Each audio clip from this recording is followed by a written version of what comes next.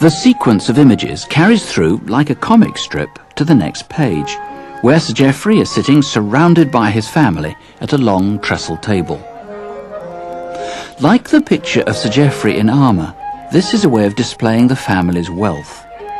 The wall behind them is draped with a rich tapestry embroidered with the Luttrell arms, and the table is covered with silver plate. Geoffrey sits goblet in hand at the centre of the table, staring out at the reader. He wears what must have been a fashionable hat, perhaps made of velvet with side flaps, which is turned up like an enormous pair of ears. His wife, Agnes, sits on his right hand, and on his left is Beatrice, his daughter-in-law. Next to her sits her husband, Andrew, who will one day inherit the family estates. On the left of the page, bearing two dishes, is what is probably Sir Geoffrey's pantryman and butler, John of Colne.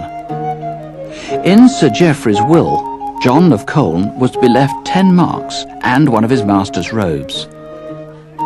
Notice that he wears a purse on his belt. It was his job to pay the other servants and to stock up the larder. In front of the table, kneeling before his master, is Sir Geoffrey's cupbearer, who would pour out the wine. Beside Sir Geoffrey sit two friars. These might have been the family chaplains, Brother Robert and Brother John. One of their duties was to chant the psalms in the Psalter. Although they're sitting at the same table as the family, it could be that their vows of poverty forbid them from eating meat, in which case the white objects on the dish in front of them are probably hard-boiled eggs. The meal seems to be a special feast. It could be to celebrate the bringing in of the harvest, when it was the Lord's duty to provide a feast for his tenants.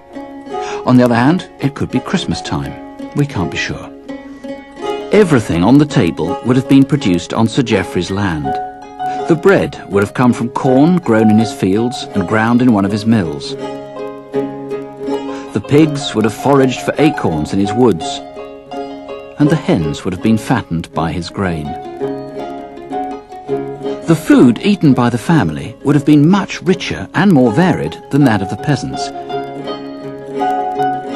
The Luttrells would have enjoyed geese, those that weren't carried off by foxes, as well as wild boar, venison and rabbits.